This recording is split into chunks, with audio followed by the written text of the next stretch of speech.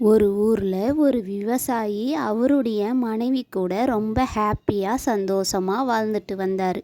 ஒரு நாள் விவசாயி தன்னுடைய வயல்ல இருந்து வேலை செஞ்சுட்டு வீட்டுக்கு வந்தார்.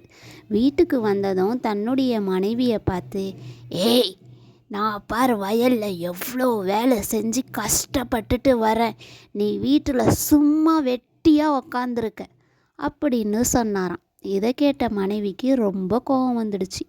அப்படியா, நீங்கள் மட்டும்தான் வேலை செய்கிறீங்க, நான் வீட்டில் சும்மா இருக்கேன்னு சொல்கிறீங்களா? சரி, நாளைக்கு நான் வயலுக்கு போய் நீங்கள் செய்கிற வேலையை செய்கிறேன். வீட்டில் நீங்கள் இருந்துட்டு நான் செய்கிற வேலையை நீங்கள் செய்யுங்க அப்படின்னு சொன்னாங்களாம்.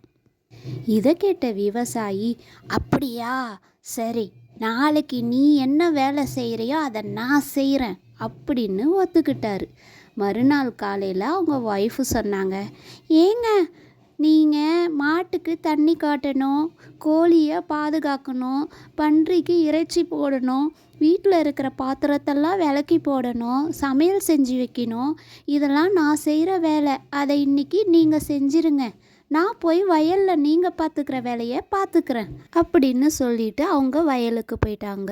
இங்கே வீட்டில் அவங்க வீட்டுக்காரு எல்லா வேலையும் செய்யறதுக்கு முயற்சி பண்ணார். ஆனால் அவரால் ஒரு வேலையை கூட முழுசாக முடிக்க முடியல. அப்போ தான் தன்னுடைய தவறை உணர்ந்து அவர் சொன்னார், ஐயோ, இவ்வளோ வேலையா என் மனைவி செய்கிறா, நான் அவளை தப்பாக நினச்சிட்டனே, வீட்டில் சும்மா இருக்கிறான்னு நினச்சிக்கிட்டனே, நான் வயலில் செய்கிறத விட என் மனைவி வீட்டில் செய்கிற வேலை தான் அதிகமாக இருக்குது, உண்மையிலே பெண்களை பாராட்டணும் அப்படின்னு சொல்லி தன்னுடைய தவறை உணர்ந்து தன்னுடைய மனைவி கிட்ட மன்னிப்பும் கேட்டுட்டாரு. அதுக்கப்புறம் அவங்க ரொம்ப ஹாப்பியாக வாழ்ந்தாங்க.